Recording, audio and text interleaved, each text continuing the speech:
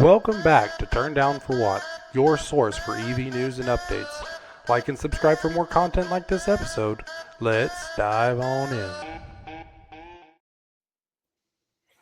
Welcome back to Turn Down for What. We have another day, Another tiny home episode. tiny home episode. There you go. We are here. We have great episode today. I'll let you do that introduction in a minute.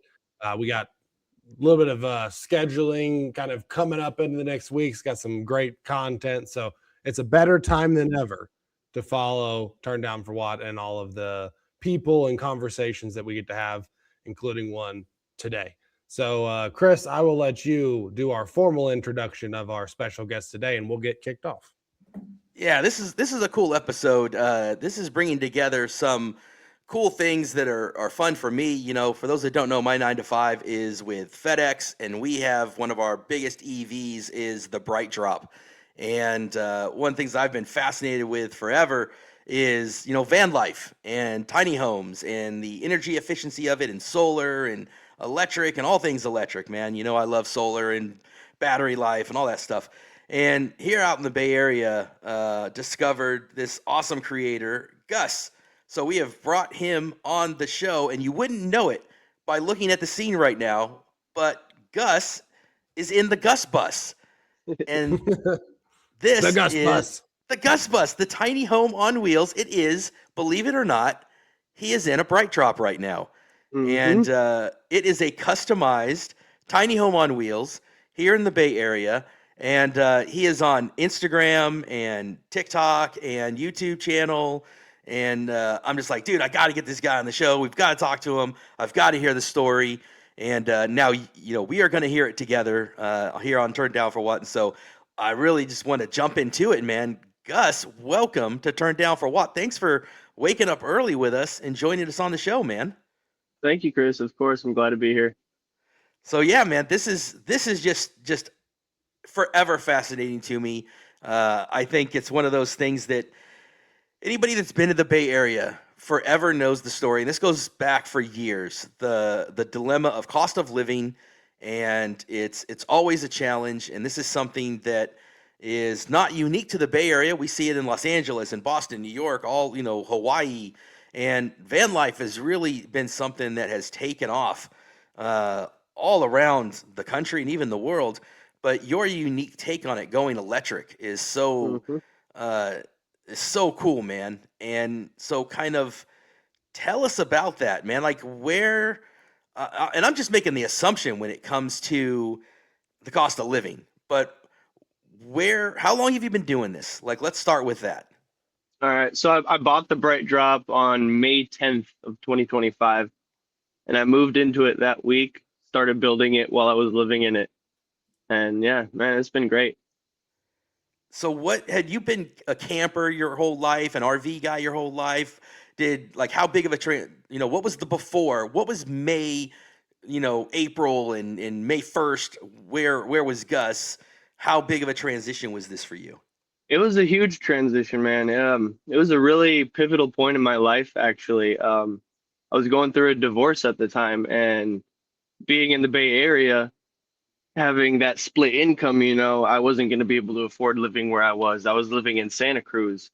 And I just love the ocean and everything. And I always wanted to live in a van as well. So I decided that this was kind of the way I wanted to go to make my lifestyle work out and stay in the Bay Area.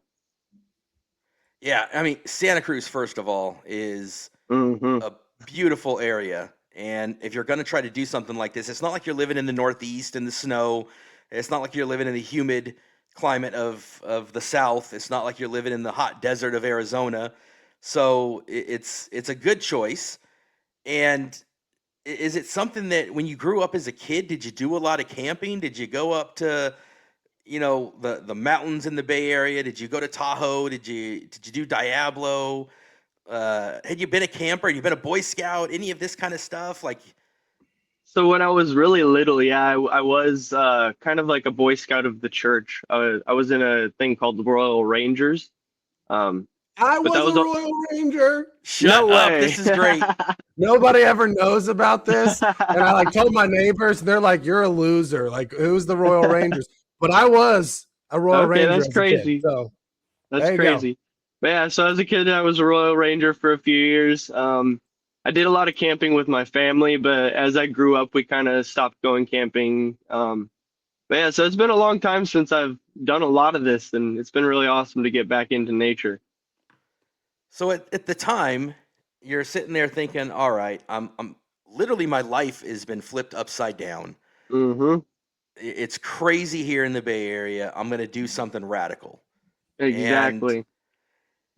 and did you consider multiple options? Did you consider, because there's so many things when it comes to van life, and it's I think my wife might get worried about me because I watch these things all the time, man. There's so many people. They do the schoolies, they do Econoline vans, they do box trucks, they do so many different options when it comes to van life. You went BrightDrop, which just, Mm-hmm. dude, it inspires me, man, because you went electric. And there's a couple different creators I follow, and nobody really has gone electric. I've seen there's a company that took a BrightDrop and made an RV conversion out of it, and it's like a Mm-hmm. $150,000 deal. And you did this yourself, right? Yes, sir. So that's bold. What made that work for you? Like, what made you? Did you know I want to go electric? Was there multiple options? What were the things you considered? So I didn't know for sure. Um, I'm not like a huge EV guy. I've driven gas my entire life. This is my first EV actually. Um, but so the main reason that made me go EV is really just the efficiency and the fact that I'm living in here 24/7. And the efficiency is just so much better that it's a lot more affordable to be living in here, and it's more convenient as well. So that Yeah, was my main reason for getting an EV. And I did make a lot of different I was looking at a lot of different things. I was looking at larger box trucks, but I decided that the size was just too much because I want the ease of mobility and parking, all that. Um, I did look into gas vans as well, just because at the time I was trying to get out of the house I was in. So I was trying to do everything as quickly as possible. So I was considering just buying a gas van, and taking off, starting doing it that way. Um, but then my brother actually, he saw FedEx driving a BrightDrop, and he sent me a picture of it, and he was like, "Man, this would be super cool. It's all electric." And I was like, "Oh, really?" And so then I saw one driving in Santa Cruz, and I was like, "Man, that thing's pretty big. It would be really sweet. I wonder if I could get one as a personal." And so I contacted Chevy, and they were like, "Yeah, no, you could buy one." And I was like, "Sweet, okay." So I started doing my search, looking for the specs that I wanted, looking at different dealerships, and I found one with all the specs I wanted, the max battery pack and all that, over in Roseville. So I drove off and went and bought it. yeah. Shout out to the FedEx BrightDrop. Love it, man. I just absolutely. It's just again, man. I just Because it was, inspiring. yeah, I mean, it was a BrightDrop product, but then when they released it out through the Chevy network, that's when it really became publicly accessible. I mean, Yes, we actually filmed a BrightDrop review, and it's been one of the best performing videos on our channel's history, just because it's such a unique, interesting vehicle and definitely. convincing for a lot of different applications. It's sad to see that it didn't like really hold up well over time. Yeah, And Yeah. Rivian's vehicle, although inferior, ended up getting, in my opinion, inferior. It ended up getting all the contracts with Amazon and otherwise. I think just because the customization of the brand, but Jeff Bezos, nonetheless, man. Jeff Bezos. such a He's a mean girl. He's a mean yeah. girl. That Jeff Bezos. I'll tell you, all of them are. That's where we at, right, Chris? It is. But seeing that as a technology driving it around, I said in the video that we filmed, like this could be such a good use case for all sorts of life. But yours is such a unique, like van life is a real thing, and a lot of people do it Yes. Mm-hmm. in the old the ID Buzz, like they Yep. did it in that, and that was like the standard. And you see some people do it in some people make school buses, But this is such a unique opportunity because it is a very spacious vehicle, and they weren't that overall expensive with good, decent range.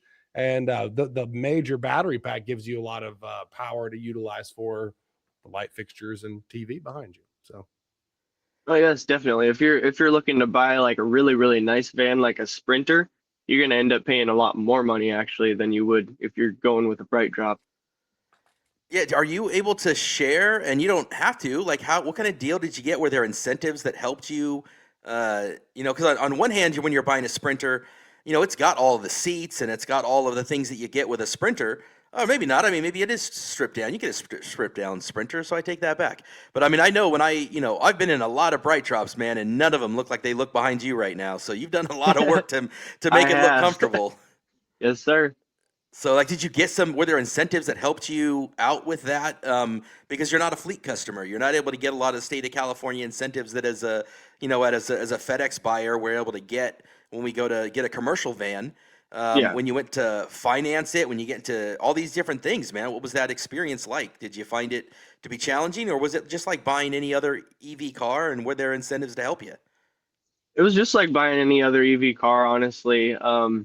I went in, I looked at it, and at the time there was $20,000 incentive, and so I was just on the tail end of that, and I was able to catch that. So that was really nice. The sticker price at the time was 92,000, so the incentive was really nice to help me Yeah. out with that. And then as well, I'm a Costco member, and through the Costco vehicle program, there's another 3,000 off, which also helped pretty well. Um, so off the lot, I got it for 72,000. Man, that's it's great. awesome. And then, so you moved into this empty van. Hmm. And where do you go to start making it look like it looks behind you? I mean, do you just start going to Lowe's and Home Depot? Where did you even know where to begin? Did you have a background in construction? Like, how does this journey start to make it look So like it looks behind you? everything was brand new to me. Everything. I've done minor work in homes. Like I used to do flooring for a little bit, but nothing major. Um, so I don't have a lot of background in construction. So it's been a lot of learning, looking at diagrams, watching YouTube videos. Um, a lot of the time that I spent building, I spent in my brother's driveway. I would drive out from the bay and hang out at my brother's house, and he's got a bunch of tools that I would use. And I'd also buy tools and, leave them here because space is obviously an issue when you live in a van. So I can't have a bunch of tools all over the place. But Oh, so absolutely. I'd come out to my brother's house and I'd build and build and build and then, go back and work. Yeah, absolutely. And mentioning YouTube, you've got a YouTube channel of your own. We'll make sure we leave a link to this in the description of the video when we post. So you're on YouTube as Gus Bus Boondocks, which is Yes, amazing. sir. And again, just the blessedness of your name, the Gus Bus. I mean, could you be any more blessed? Because that just flows so well. And so you've got your channel here on YouTube that you've started. So you guys, that love electric and love the van life, make sure you subscribe to them and to us, of course, at Turn Down for Watt and Bowe Family EV. Help us out.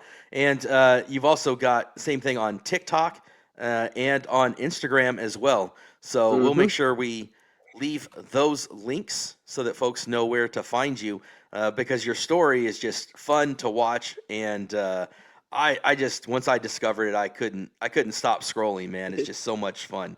Uh, what for you when you take and you're out there and you're going to have to charge this thing? Do you have solar on the roof, by the way? Did you put solar, or are you completely based on living off? Because you got your lights behind you on. You've got your. Are you powered off your DC? Are you having a separate? Talk to me about the power. How are you charging? How are you living when you're working off of the stuff that you're living on, other than drivetrain? You know what I mean? Hmm. Hmm. So I don't have solar yet. Solar is honestly just a kind of a convenience with a battery this large, and it would take like 90 hours of peak sunlight to charge up the battery in here. So it's not something, solar's not something I'm super in a rush to get. Um, I am hooked up to the high voltage battery, and I am able to pull 800 watts consistently 24/7. So everything's powered like that. That's incredible. How do you just go by? I assume being a Chevy, you can just use an adapter and plug into a Tesla supercharger, Electrify Yes. America, Ionas, EV Goes. Any Yeah, restrictions on where you can pull that up to? exactly. So I have a supercharger, the NAX adapter, and then I have one for destination chargers as well. And then, level two chargers are everywhere. They're the EV Go ones, Blink chargers, ChargePoint. I use all of those, and they're in state parks. You wouldn't think that there's chargers in the middle of nowhere in the woods, but they're out there. What's So I been your use f- What's been your favorite charger? Like, what's been your favorite find? So my favorite charger, actually, there's a ChargePoint charger at the base of Mount Shasta with an amazing view of the mountain. And I was there actually a couple weeks ago. It was really awesome. That's been my favorite charger so far. Do you have any hidden free gems where you're like, man, I can plug in for free. I got this big old battery. I can sleep overnight here and just pump this thing full. I mean, not all, you may not want to give away your free charger, but do you have a hidden gem that you found somewhere that you're just like in a pinch? You're like, man, I love to just boondock here. I can plug in overnight and just get just kilowatts for free. So a lot of the free chargers that I have found, more recently, they've been putting time frames on them. Mm. There's a couple of them around, and they're usually open from 8 a.m. to 11 p.m. or so. So I don't spend a lot of time at them. There was one in Lodi that I used to go to. It was a free charger, I believe. It was EV Go, and it belonged to Caltrans, and so they would use it to fill up their EV vehicles and whatnot. And so it was a free charger, and I'd go out there on my way to go visit my family, and charge up for free. And so that was a hidden gem, but the charger's been down for quite some time now, so I haven't been using it. Yeah, EV maintenance, man. These charge point operators, Josh. Mm-hmm. Hey, hey, it's what? Yeah, I'll just leave it alone. I'll leave it alone. But you have the hack though. Like if you found a free charger, like you're actually just living pretty much for free in that instance because you're essentially your power, your drive, and your house is Yeah, both powered exactly. by electric, which is My even at transportation. discounted level 2 rates overnight, like you're still getting a really great deal on that. Oh yeah. Oh yeah. It's a spot to stay for the night, and I'm getting power for less than 40-50 bucks. And I'm sure a lot of times you could find these campgrounds and other random places that have these random like the plugs, and you could just plug in. I'm sure you have the 240 or whatever that you could plug the vehicle in and be able to host that for a little while. Yeah, definitely, definitely. Just this last week, I went to Cali Roots Festival in Monterey and stayed at the Airbnb with my brother. And I was in the van the whole time, obviously, but we plugged me in at the Airbnb, and I was just hanging out the whole weekend, not losing any power. It was That's super awesome. nice. Yeah, that's fantastic, man. So You know, go ahead, Josh. I was like, so going back, I mean, you said that basically like you've connected all of the electric into the battery. A common misperception, I don't think a lot of people realize like how much energy that actually is in that Oh yeah. battery. Oh So yeah. like you're at a full charge, you don't plug in, and let's say you don't drive, take all driving out of it. How hmm long can your entire life inside that van take place on a full battery? So I do this weekly. While I'm out, don't work a remote job, so I'm on site, and I kind of just boondock at my work for the week, and that can be 3 to 4 days. I alternate 3 and 4 day weeks. So I'm able to do that easily on my 4 day weeks. I usually end the week at around 35%, and that's from 80%. So if I'm at 100% and I'm sitting in the same spot, and I'm in a temperate environment like the Bay Area, I could probably sit for a week and a half without having to go charge up. And And that's I'm guessing that sorry. you just use the vehicle's air conditioning, like just Yeah, leave that on and you don't have y- any special unit. You're just using the vehicle's air conditioning. yes, yeah. Does that So it's pump only out of the front or do you have like I a was gonna ask that specialized same vent thing. outlet to the back? So yeah, it pumps only from the front, so I keep the cargo door open all the time. Is that enough? I guess in temperate weather, that's fine. But have you ever gone to like hot conditions that it doesn't keep up with Yeah, it? do you go to the Central Valley, for example?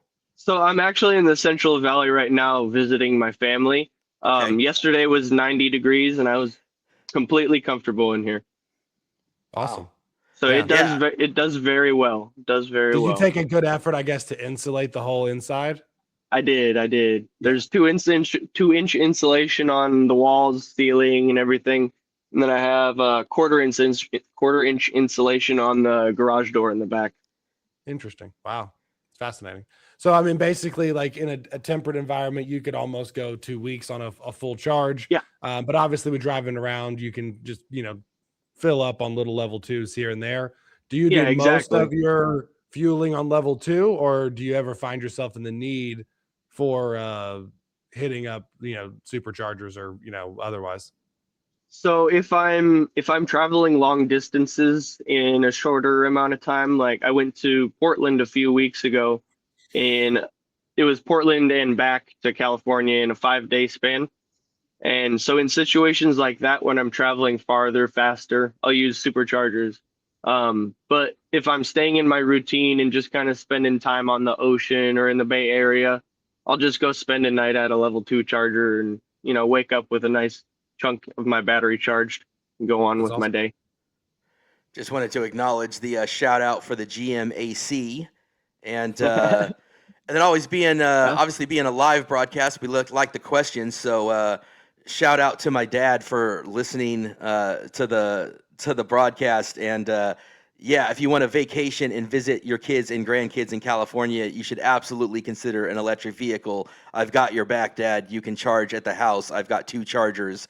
No problem. EV infrastructure is You don't covered. even need EV infrastructure. You have Chris Bowe and I his got, lawnmower and I, his chargers and his extenders and everything else in life. I got it. I got it all. Shout out.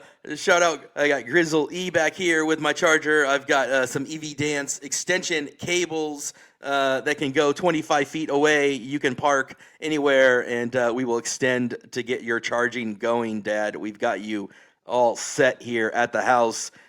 No problem. But seriously, I would not recommend if somebody was traveling for their first experience to go EV in an area they don't know. If you're gonna do it, I'm gonna always say go Tesla, because it's just so easy and so ubiquitous that there's Tesla superchargers everywhere.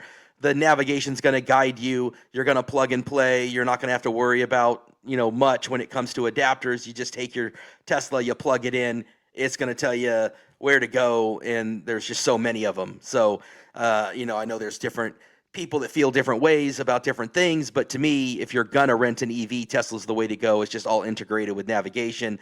You can go and get a Toyota or different things whose navigation is not well integrated and can steer you some different ways. I've had my arguments with CarPlay where it sends me places with 20% state of charge left, which is to me too much. And then that's a bad experience too if you're charging too frequently. It's a bad experience if it doesn't direct you to the right charger. So to me, Tesla's the right spot to be. But I would always hesitate if you're not an EV owner.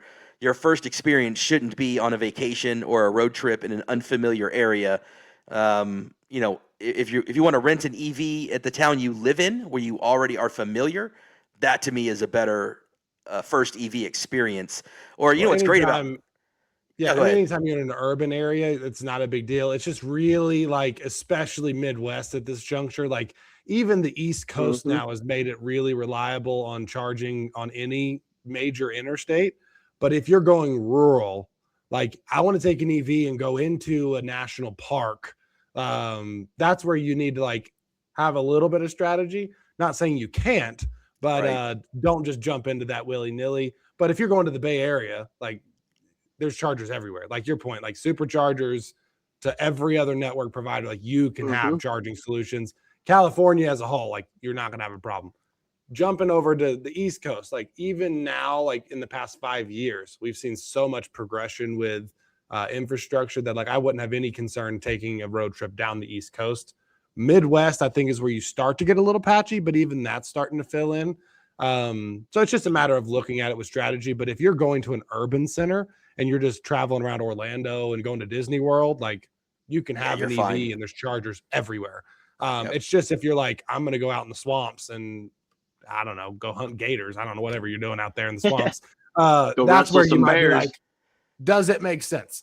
Yeah, So if you're out in Montana off I-95, there's like 3 chargers out there, and Mm-hmm.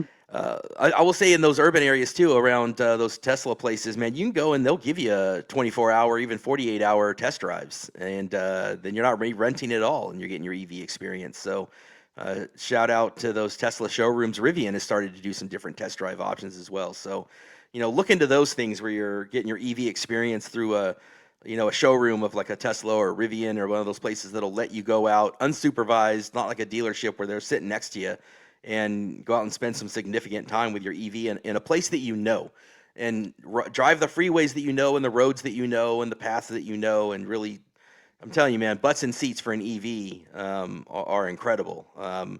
I just think that's awesome. I love this idea, by the way.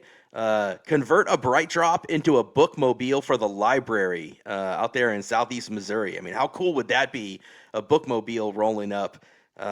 These BrightDrops are incredible, man. Like we'll Mm-hmm. get, we use them out here, and like you said, you saw them out there in with the FedEx vans, and I'm telling you, man, like we'll get 300 miles when we're delivering out here in the flatlands of the Bay Area. When we'll take one out of Oakland, out of our hubs, and we're just delivering around Oakland, San Leandro, right? And we'll go 2-3 days and without having to recharge because we're not going up hills, down hills, high speeds on the freeway. I mean, go out there right now in the commute hours of the Bay Area, you're not getting more than 35 miles an hour, man.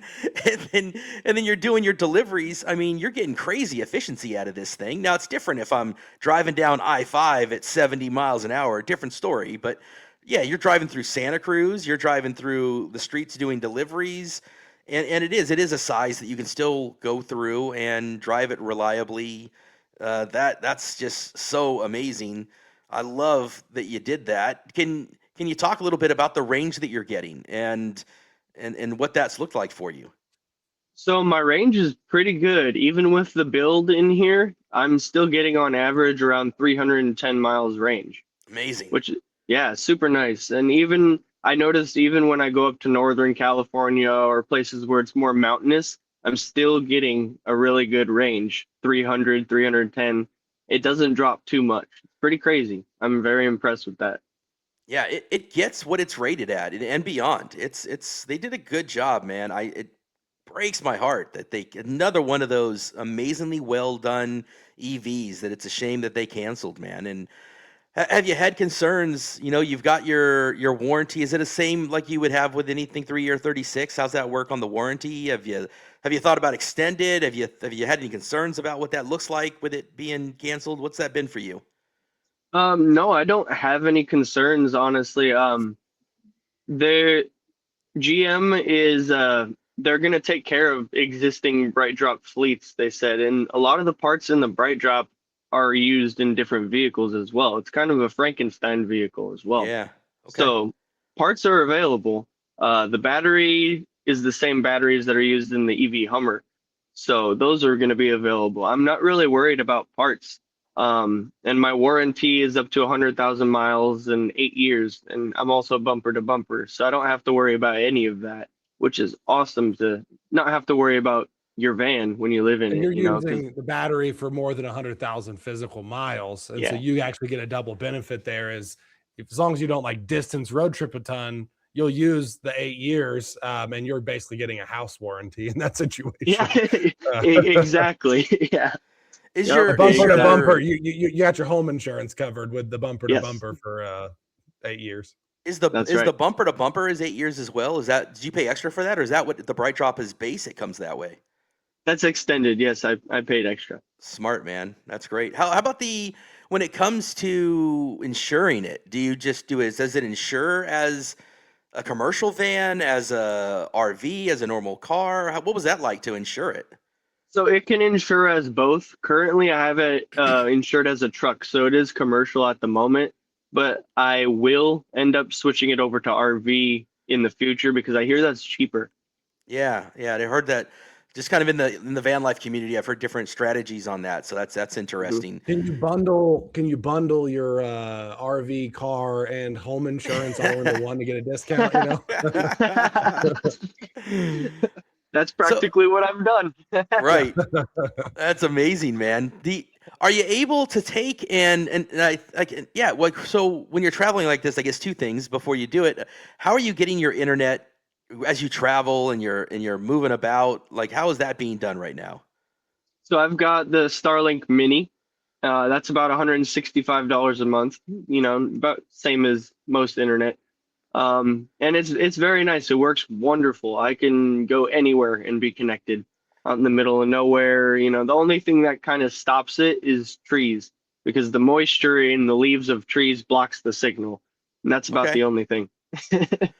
So everybody from looking at the screen, if they just tuned in, they'd have no idea you're sitting inside of a BrightDrop van. Can you try to take us through, if Starlink will let you do it, can you kind of do a little quick like Yeah. walkthrough and Hmm. show kind of what that looks like? You know, because before we, before we wrap up here, I want people to see what it looks like as a van. Can you kind of I walk us mean, through a little bit, front as to long as you back? as Yeah. long as you've cleaned house, as long as you've Yeah, cleaned yeah. Yeah. We house. don't Yeah. want to put you in Yeah. a. Definitely. Yeah. No, it's clean enough.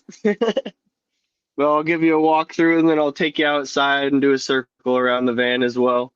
Yeah, let's kind of do that here and let the audience kind of get that. Now they've kind of set the story, man. Let's let them see what this amazing thing is that you've created. All right. So we're doing a little Yeah. Yeah. walkthrough of the Gus Bus. Should be able to turn this camera around. Somewhere. There There you we go. go. There we go. Look at Okay. that, man. It's better than my kitchen at home, man. So starting over here in the bedroom, I've got a TV here, very nice for relaxing. And this is the front head space of the bed. I'm able to sleep full length in here, which is super nice. I think the BrightDrop is 73 inches across, So if this I'm would be where the correct. rolling this would be where the rolling door is. It still got a rolling Yes. door there, or you removed that? No, the door still rolls up and everything. I built a second ceiling actually right here, so there's a pocket that the door rolls up into. Okay. But yeah, so it still opens up. I did the paneling in sections so that it can still bend and do its thing. It's Amazing. like So a you could screen pull porch, basically. right. You could pull up behind into a lake or a mountain. You roll that up, and you've got a view outside of your bedroom. Is that right? Yes. Yep. Exactly. Amazing. Exactly. And I'll roll that up once we're done kind of walking around on the inside here, and I'll show you how that works. So besides the bedroom, underneath the bedroom, actually, I have two walls, second walls that I built in underneath for the platform of the bed. And it's split down the middle and they fold up into the walls. And there's a table down there that rises up. The wheel wells also double as benches. So there's a dining room in here as well. Crazy. And then, so to the left here, this is my restroom. There we go. Oh, Man, it's all kind of hard doing contained. these angles. Yeah, Yep, yeah. all contained. I don't have a water tank or anything underneath the BrightDrop. I kind of empty my sewage weekly. That way I don't have to hold on to it. Yep. The video is mirrored on here. It's kind of hard doing directions. So that's where I keep my toiletries. It's not completely clean, but clean enough. Got my little picture there.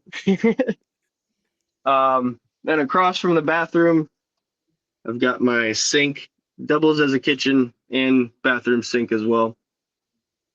And then I've got my fruit basket, paper towels, mugs. And then up top, this is where I keep my plates and, Pam and vitamins, all that stuff. Over here, this is kind of my little pantry. It's a little drawer, slides out, keep some chips and granola in there. And then also the above head clothing storage too as well there. Right here is where I keep my socks and whatnot. So to the right of the bathroom sink, this is where my kitchen is. I've got Just everything in a quick here. note, you said that you have the do you have a water tank, I guess, for the sink? So I do not have running water set up for the sink yet. I have my Okay. drainage. Yeah, I've got my drainage down there, but I don't have my water set up yet. So Okay. currently my solution is just buy the gallon water bottles and kind of pour if I need to. But that's my next project. I hope I can get around to that soon. Gotcha. Very cool. And then so over here in the kitchen, I've got pretty much everything you need for a kitchen. Got my full size microwave. Anything you would find this in any home. Double induction stovetop here. Nice backsplash with all my utensils hanging, pans and whatnot. My banana hook. I even have an oven and air fryer in here. It's awesome. Little Ninja air fryer. Works perfect. It'll do everything. And then so underneath here, this is where my refrigerator and freezer is. I've got the EcoFlow freezer. Super nice, super nice. It does really well, very efficient, and it charges up real quick. And then across from the kitchen, I have kind of just some more storage. I've got my coffee maker down here, protein shakes and some coffee, tea, my vacuum. And then right here is where I have my dirty laundry usually, but I'm actually doing some laundry right now, so it's not there. I'm parked outside of my brother's house, so I'm using his house for laundry. Nice. Little And closet then there. above, Yeah. yep. Above the laundry is going to be my closet. Little bit of storage here on the wall with some hooks and whatnot. So I've got my Milwaukee battery charger, a couple hooks for, I've got a cat, so I got to make sure I keep the hair off of my clothes. Yeah, we forgot to mention the cat life. Yeah, there's some great videos Yep. of you with the cat. Yep, he's in here. He's taking a nap right now. And over on the other side, let's see here. See if I can get a good angle. There we go. All right. So over here, this is where I keep my parks passes. I've got the National Parks Pass and the Golden Poppy Pass for state parks as well. That way I don't have to pay entrance fees. Then I've got another pan hanging here because I don't have a great spot for it yet, but I'll find one. And this is where I keep my broom and mop as well. This is kind of a utility area. And then just another little storage container here for miscellaneous things. And then above the closet, this is where my Starlink is actually. It's the signal's going straight through the roof because it's not a metal roof, it's the composite roof. So the signal is able to reach through, which is really nice. That's incredible. Yeah, I used to have it in the oh yeah, it's all mirrored, but I used to have it in the window, the corner of the window up here, but it wasn't very stealth. So I decided I'd figure something else out, and I read somewhere that the only thing that'll block the signal of the Starlink is metal and the leaves on trees because they have moisture in them. So I put it up there and it worked just fine. That's great. Does it still have the jump seat? Like with the FedEx vans, we have the jump seat for people. Does it still have the jump seat there in the corner? Yep. I've still got the jumper seat. Yep. That's great. Yep. Pretty crazy. So for the air efficiency, you block all the light out of the windows, which makes a ton of sense. Yeah, so I went to Home Depot and I bought a roll of Reflectix, and I kind of just cut out the shape of the windows and stiffened it up with duct tape and yardsticks, and it works perfect, man. They fasten up there. Job. They fasten up there with Velcro. Super easy. And then so up here, this is the cargo storage, the front trunk area. I just kind of keep electronic stuff. I've got a GameCube and Nintendo 64 in here. I keep another pan right here.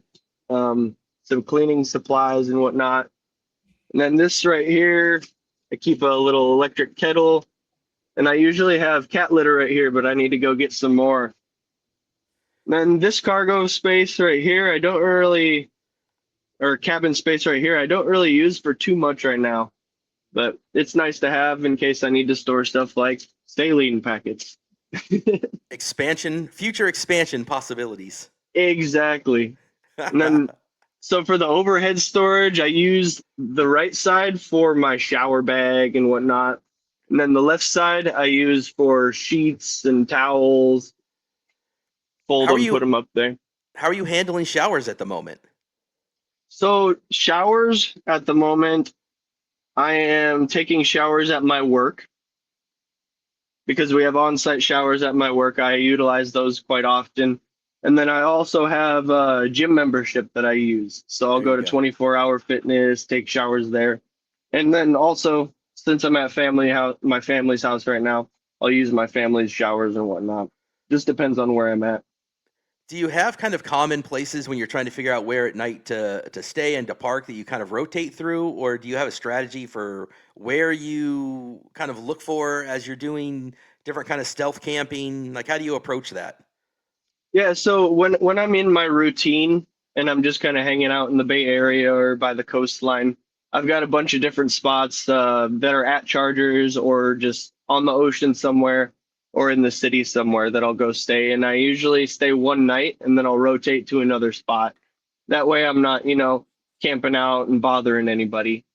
And yeah, no, it's not too hard, honestly. It's pretty easy finding a place to charge or stay. Um, when I'm in an area that I don't know, like if I'm traveling on an adventure or something, the easiest way to find a place to stay is chargers, honestly. So I'll go on ChargePoint, Blink, or Tesla. I'll use Tesla destination chargers as well. And that's a really, really easy way to find a place to stay the night that's safe, and I'm not going to be bothered there as well. Have you run into, as you're going on your travels, some of the same other people that are doing the van life thing? And have you started to kind of connect with people that are in the same kind of community?